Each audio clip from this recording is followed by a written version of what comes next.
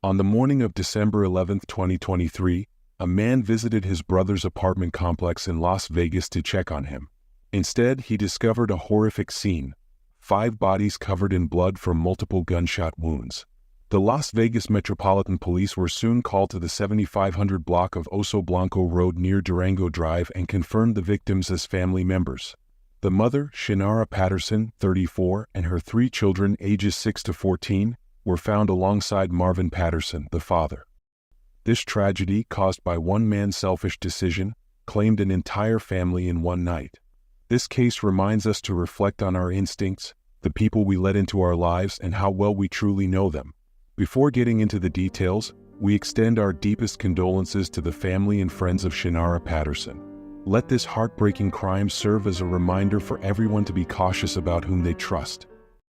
Born on December 10, 1989 in Long Beach, California, Shinara Patterson, also known as Narang to her friends and family, she was a 34-year-old woman living in Las Vegas, Nevada.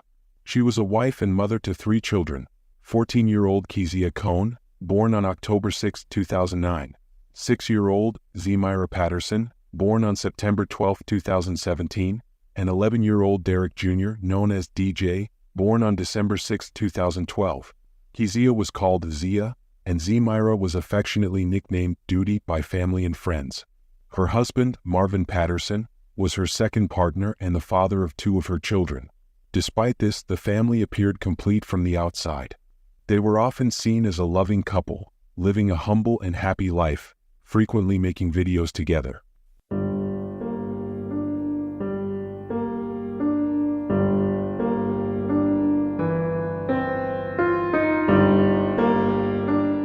From all appearances, they had the perfect blended family.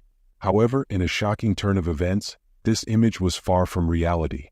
Shinara and Marvin Ray Patterson fell in love and were married in Las Vegas in May 2019, even creating a wedding website for guests to make reservations in the Our Love Story section of the site. Shinara thanked God for blessing her with a partner who appreciated and loved her, never belittling her.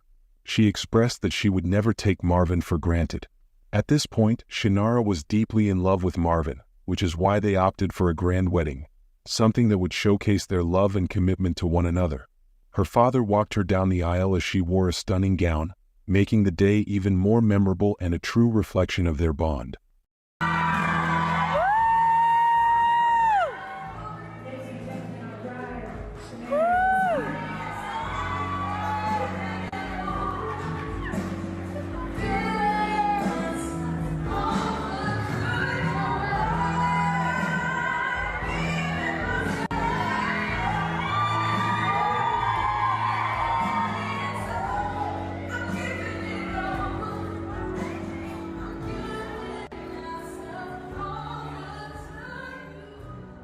Unfortunately, her father passed away shortly after the wedding, leaving her mother as her only remaining parent. It was no surprise that Shinara began seeking comfort and strength from her loving husband, to whom her father had entrusted her, as seen in the wedding video. Although Shinara already had 2 children before meeting Marvin, they seemed to share a common understanding of family dynamics. Marvin had previously been married with 2 children as well, having divorced in April 2019, just a month before marrying Shinara. Despite limited details about that marriage, Marvin embraced his role as a father figure to Shinara's children. After some time, they welcomed a baby of their own, becoming a family of 5. Although Las Vegas is widely known for its gambling, shopping, fine dining, entertainment, and nightlife, Shinara earned her income differently. She was a skilled cosmetologist with exceptional expertise in hair care, particularly braiding. She also installed wigs for her clients, who were predominantly women of color. Shinara was considered a successful entrepreneur and a very stylish young woman. From her makeup to her outfits, especially her hairstyles, she always ensured she looked great. Her children also reflected her style, always looking well-dressed, whether at home or school, inheriting her sweet and charismatic qualities. She was described by family and friends as sweet, kind, and selfless to everyone. Her daughter Kezia was funny and loved to draw, while Zemira Patterson was generally a sweet little girl. From all indications, it seemed Marvin was the best man for Shinara, as he was not only loving but also good to her stepchildren. There were no records of misconduct to suggest he was untrustworthy, This family, like many others, seemed perfect from the outside, but beneath the surface, a disturbing dark side would soon be revealed. By the way, we post true crime stories and strange cases weekly. If this interests you, please consider subscribing to our channel. Your support means a lot and helps me continue sharing this content. The darkest side of Marvin Patterson began to surface in October 2022 when he was first arrested. The charges against him, as documented by the Clark County District Court, were serious crimes that involved 9 felonies tied to offenses against children. These allegations included 5 counts of lewd sex with a child under the age of 14, 2 counts of assault on a minor under 16, 1 count of lewd conduct with a child under 16, and 1 count of first-degree kidnapping of a minor. The case was very popular due to the gravity of the accusations and the age of the victims. The alleged incidents took place between 2013 and 2022. This situation was particularly shocking, especially considering that Marvin had a 14-year-old stepdaughter living under the same roof. The individuals Marvin allegedly assaulted were girls who had previously resided in the apartment he shared with Shannara and the kids. Naturally, his appalling behavior eventually led to his arrest and imprisonment. Marvin's bail was initially set at $100,000 by a substitute judge, with strict conditions such as surrendering his passport, undergoing electronic monitoring, and avoiding contact with minors under the age of 18. These measures were put in place to ensure his appearance in court and the safety of the community, but he did not comply. Brett Whipple, Marvin's attorney, requested a lower bail for his client on December 15, 2022. The motion argued that the initial $100,000 bail was unaffordable for Patterson. We would greatly appreciate a modest bail and release conditions. The defendant claimed that Marvin was not a flight risk because he had submitted his passport.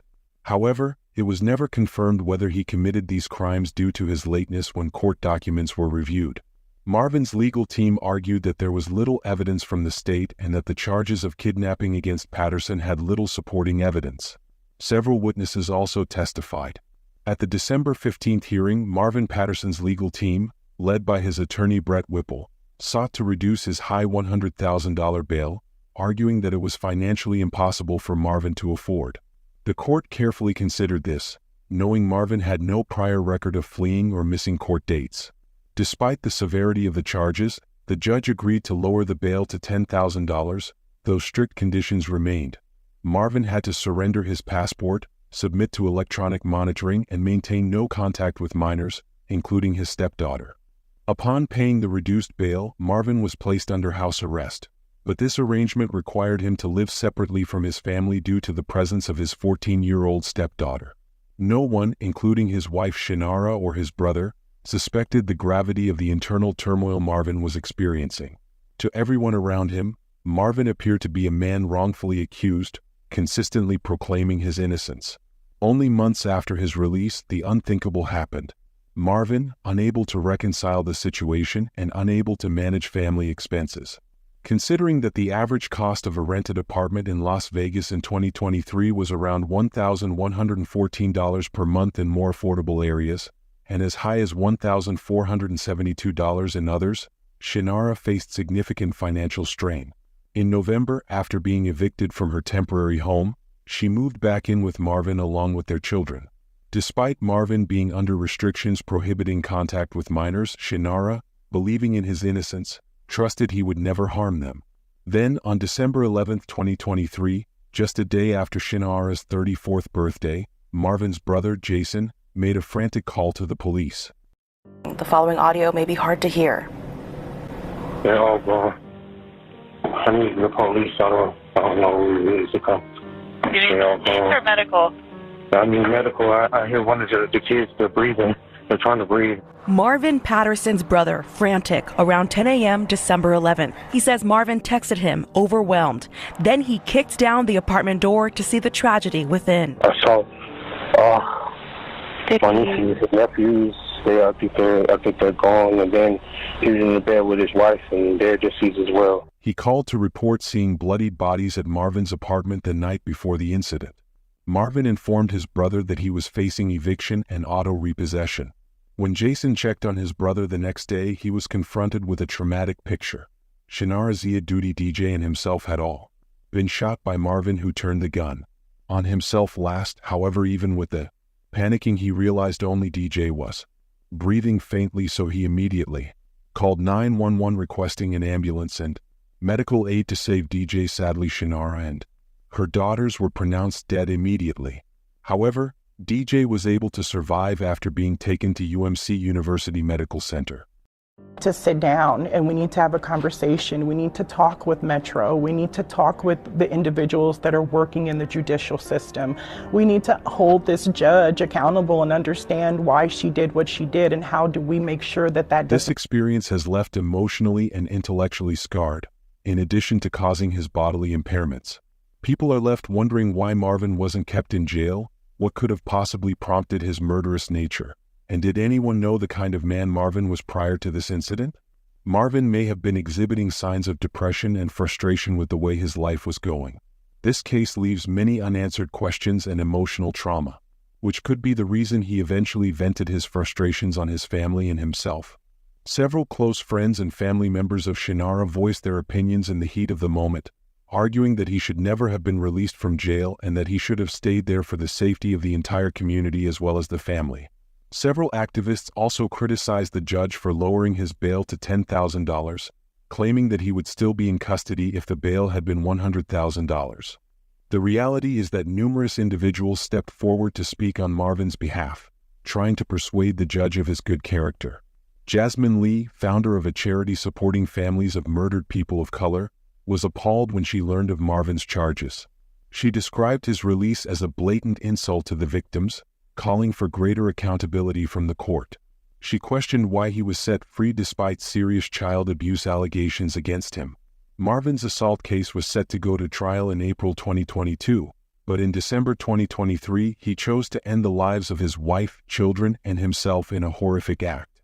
He spared no one, not even his biological daughter, believing his entire family should die with him. The funeral for Shannara Patterson and her two daughters was a deeply emotional occasion that united a grieving community in Las Vegas.